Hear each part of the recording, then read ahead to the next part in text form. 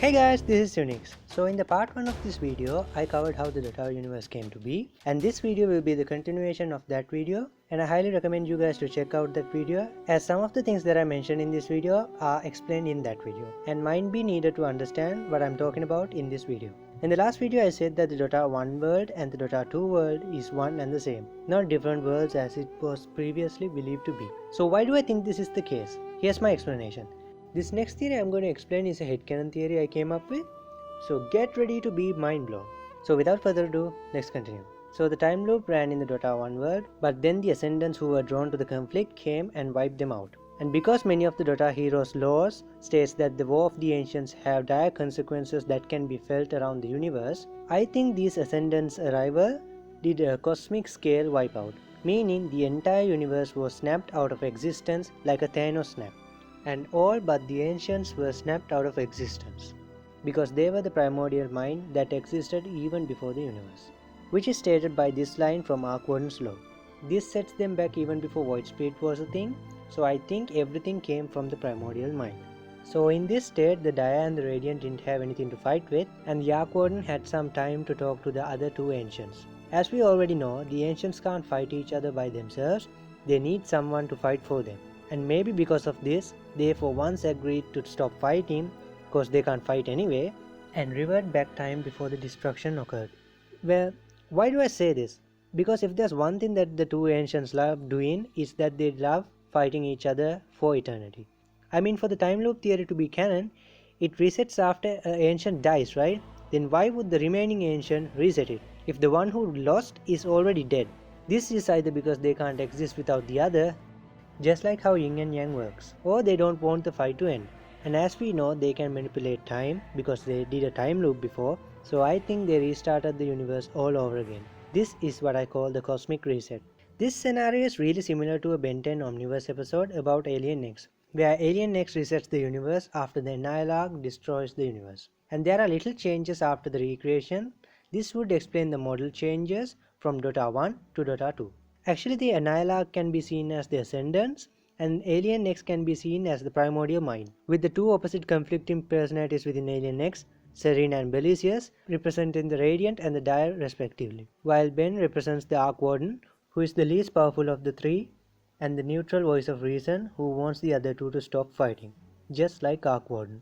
But this theory leaves us with some loopholes. What happened to the world that is said to be the Dota 1 world, the Outworld? And how does OD fit into all of this? And how did the Earthshaker from Dota 1 transfer his thoughts into the Dota 2 world/universe? To solve this issue, we have to see what happens to the others after Alien X resets the universe. They all forget about it and have a false memory about what happened. And this is why no one believed Ben when he said he recreated the universe. So basically everyone else forgot about the cosmic reset except the ancients. And all the others of the universe were left with a false sense of memory. Because we already know that the ancients can mind control heroes, so wiping out their memories or altering them isn't that far off. For example, the Blood Sun OD always mentions might be how OD thinks his home world was destroyed, and might not be referring to Armageddon symbolically like I said in the last video, but a Blood Sun literally, or more specifically a red giant, which is when a sun expands and swallows the planets around it. And the memories from the Dota 1 Earthshaker might somehow be transferred here, because this is the same world, although it's the rebooted version.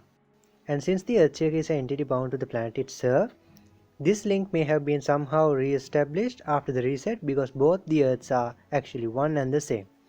This would also solve the problem I had in the previous video, where I had a problem to why fundamental entities like Enigma would get readily enslaved by the ancients twice. This is because they were wiped out like the rest of the universe and recreated, so they don't have any prior knowledge of this happening. There are two heroes who doesn't get their memories wiped out, and these two heroes are Arcwarden and Voidspade. Arcwarden simply because he is part of the primordial mind and doesn't get erased. As for Voidspade, I am not sure whether his memory got wiped out by the primordial mind or just remained, as he is the void. As in one source it is said that he is present before the primordial mind, and in others it says he comes afterwards. But I say his memory didn't get wiped out because of this voice line from Voidspade to the Earthshaker's Arcana. I have the answers you seek, Earthshaker. Come to me when the battle is over. He is the only hero who offers help to the Earthshaker after he gets the message from the Earthshaker from Dota 1, as he is the only one who can tell the tale, as the Ancients are basically rocks and Narcon probably doesn't care about anything other than the unification of the self.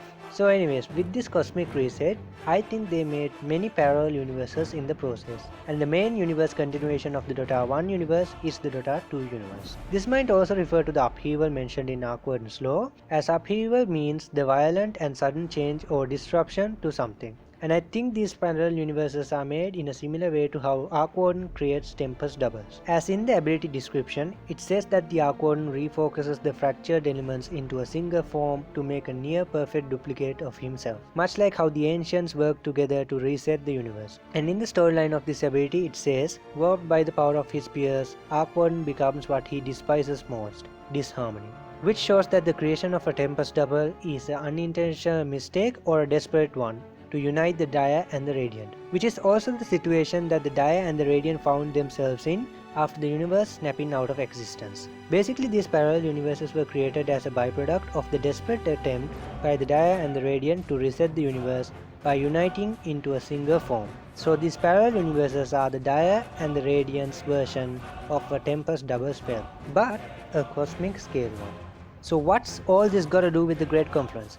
I think the Great Confluence is gonna be another similar event to this, where the opposite happens. Since the name Confluence means merging, and if we look at what happens to a Tempest double in game, they don't survive long divided from Arcwarden, as it is unstable. We think it dies off, but in reality it reemerges with the Arcwarden, which is proved by the voice lines that Arcwarden says when the Tempest double expires. Self once more, complete, rejoined, fused. Anew, coherence, disunity ends, whole again. So I say it's the merging of another parallel universe that was split off from the first cosmic reset, which will also explain why Voidspeed can't see the point after it, because he says that he can see every timeline and plane, but not parallel universes. Plus this claim is backed up by the last part mentioned in his law, where he says multiple realities, parallel universes, collide. He also have a voice line for this. Soon the fabric of this realm will merge with others, and the ripples of destruction will touch all planes equally. So what are these parallel universes? Well, I say these split universes represent the other MOBA genre games, like League of Legends, Might, and Heroes of Newerth, etc., which all sprouted from the origin Dota All-Stars in the real world. So, these MOBA genre games are the parallel universes that have their own differences and iterations, and the Confluence is the merging of the MOBA games into Dota 2. So is this going to be all the MOBA games joining? Well, not necessarily, but rather one MOBA that is joining with Dota 2. Because if you look at the more specific definition of the word Confluence, it means the merging of two rivers, especially rivers with approximately equal width. So this means a MOBA/universe that is very similar to Dota is merging with the Dota 2 universe. And I think I know which MOBA this is gonna be. And that is Heroes of Newerth. This is because both Dota 2 and Heroes of Newerth were derived from Dota All-Stars. We can say the Hon universe is the closest parallel universe to Dota 2. They have their own slight differences as they went in their own ways of development in their respective universes, but they share a lot of things in common, as they both stayed true to their roots of Dota All-Stars, unlike the other MOBAs that branched off in different directions in their development. And I have further proof to back this up. Well, back in our universe, Heroes of Newerth, which was one of the games that was based on the origin Dota, had a hard time retaining players after the release of League of Legends and Dota 2. And we can see many former Hon players who are Dota 2 pros at the moment. So on December 13, 2018, it was announced that the Hon client would no longer be supported or developed. And on February 2019, they released the patch 4.7.3, which would be the final major patch of the game. And you know what? Voidspeed was released on Dota 2 later that same year and announced about the Great Confluence. So you can see where I'm going with this. I don't know much about the business side of these matters and I'm not 100% sure about this, but I think it's a possibility that Valve is gonna buy Heroes of Newerth and incorporate and reuse the heroes and items into Dota 2. I mean, this totally proves why Valkyrie, Vampire and the Puppet Master, the most prominent heroes of the recent data leak, have a Hon counterpart. And you know what's more? Dota 2 has 119 heroes, and Heroes of Newerth have 139 heroes. And you know how many heroes were revealed in this league? That's right, 19. And that leaves us with only one hero short. And there's one hidden hero coming to Dota. You will know this 20th hidden hero if you watched my videos regarding the Hero League. So with this hero, the hero count adds up to a grand total of 139 heroes, just like in Hon. So I think the Great Confluence is going to be the merging of these two mobile genre games. All this is further proven by the Oracle's voice line towards Arkwarden. I envision not one but two tempests to twist your fate awry. Well, that was my crazy theory of what I think the Great Confluence might be. It's like every time I try to make one of these theory videos, I always seem to fall down a never-ending rabbit hole of theories and always end up with something crazy in the end. All of these theories might not even make it to the game, but it's fun to explore theories like this nevertheless. But if this comes true, just make sure to share this video so that Ice Frog might notice me. You know, to help me out a bit. But in all seriousness, I really hope you guys enjoyed this video. In the next video I will cover the changes that we can expect from the update itself, and that video will be out soon as possible. And as always, like, share and subscribe to my channel if you want to see more videos like this, and click the bell icon so you guys can get notified when I post a new video. Thanks for watching, and I'll see you in the next video.